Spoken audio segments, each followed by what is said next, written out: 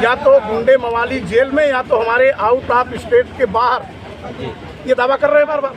अब आप बताओ कि इस तरह से बातें कहाँ से हो जा रही हैं, कहाँ से विवाद हो जा रहा है? सर जी, ये मामला जमीनी विवाद और ये जमीनी विवाद इतना खतरनाक होता है, आए दिन ऐसा घटना होता रहता है। पूरे उत्तर प्रदेश में यहाँ का मामला नहीं है। इस बात को लेकर के बेहद दुख है हम लोगों को। दुख तो पूरा प्रदेश जता रहा है, देश जता रहा है ऐसी घटनाओं को लेकर के।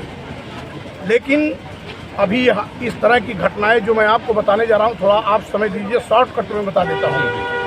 हाल ही में कौशाम्बी जिले में एक पासी परिवार जो दलित परिवार है, उसके लोगों की हत्याएं, 3-3, 2-2 लोगों की हत्याएं हो गई, जिसमें आप सुने होंगे कि भीम आर्मी के हम लोग भी उस परिवार में मिलने गए और बिहार के नेता रामविलास, स्वर्गीय रामविलास पासवान जी के सुपुत्र चिराग पासवान भी आए थे, आपको याद होगा, सुने होंगे।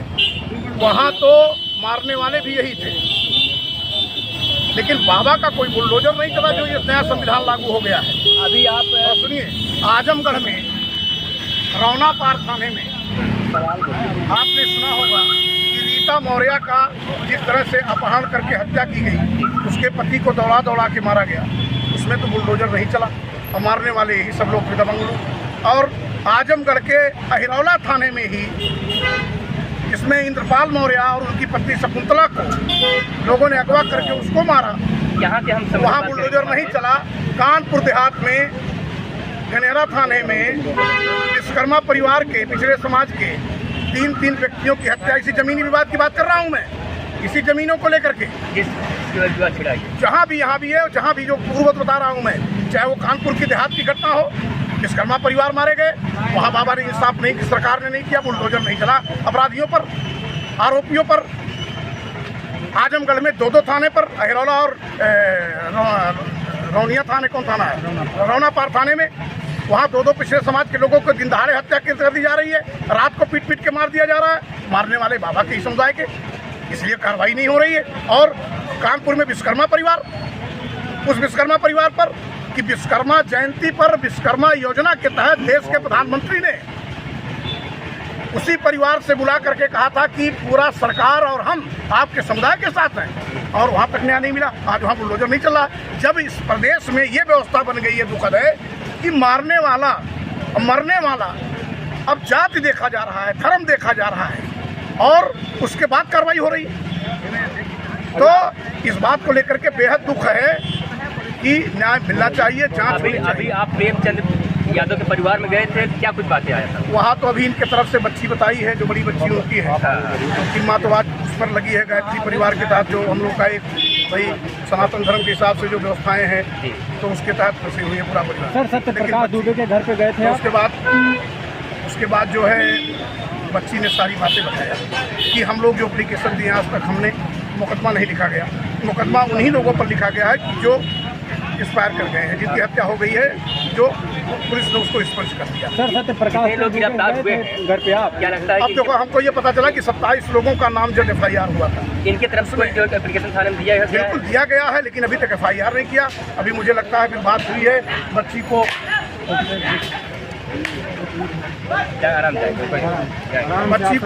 बच्ची ने जो बताया है उसको लेकर बेहद दुख है। मैं समझता हूँ कि सरकार को चाहिए, मुख्यमंत्री जी प्रदेश के सबके हैं, सरकार सबकी है, इसमें भेदभाव नहीं होने चाहिए, वोटों की राजनीति नहीं होनी चाहिए। इसका जांच होना चाहिए कि प्रेम जी की हत्या कैसे हुई, किन स्थितियों में हुई, कौन किया। मुझे भी पता चला जो क्या कहते हैं त्रिनेत्र वाला व्यक्ति है, वो पुलिस कस्टडी में है, जिसको सारी वारदातें मालूम कि प्रेम की हत्या हुई कैसे है, ये मुझे पता चला।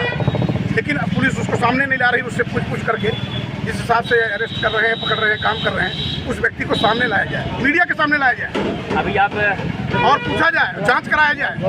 सत्यप्रकाश जो परिवार में गए नहीं, हम वहाँ नहीं जा पाए। तो अभी जब यहाँ पर आए तो प्रशासन ने आपको क्या प्रशासन ने धारा 144 लगी हुई है, 3 लोगों को हम लोग को मौका दिया, जो व्यवस्थाएं बनी उसके तहत हम लोग मिल करके आए। इतना बड़ा घटना हुआ, घटना में कई खुलासे हुए। सत्यप्रकाश दुबे के जो भी खत्म किए उसका भी खुलासा हुआ है, लेकिन प्रेमचंद यादव कौन हत्या का अंजाम दिया अभी तक खुलासा नहीं, क्या कहते हैं? इसलिए नहीं किया कि चूंकि सरकार बड़ी होती है ना भैया, सरकार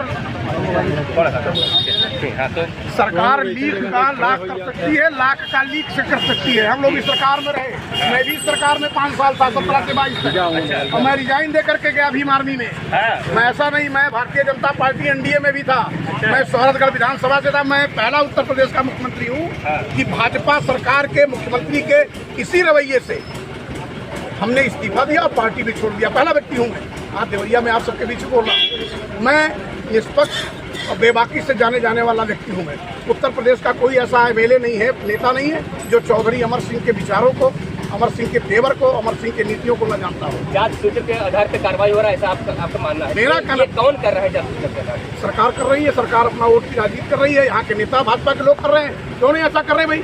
हम कहते हैं आप हमको निष्पक्ष, भारतीय जनता पार्टी का जितना मिनिस्टर या जितने नेता मुख्यमंत्री आए वो प्रेम यादव के घर गए, उसके बच्चों से मिले? आप बताओ कहाँ मिले, कौन मिला? जना नाम बताइए हमको, दिखाइए हमको। बीजेपी को भी शामिल हुए हैं, उनका भी कल है कौन? गोपी राजभर। मैं कहता हूँ वो बिना पेदी की लोटा वाले का बात मुझसे ना करिए, मुझसे ज़्यादा आप ओम प्रकाश राजभर के बारे में नहीं जानते। उनका कौन सा अस्तित्व है? वो चिल्ला रहे हैं, एक पार्टी बना के घूम रहे हैं, उनका कोई अस्तित्व है क्या? वो सबका ठेका न रखे क्या कि जब चले गए उनका तो मामला हो गया, वही सबसे बड़े नेता क्या? आप गए जो परिवार, दो परिवार में आप गए? हम नहीं जा पाएंगे, जब हमारे घर पे कोई नहीं आएगा।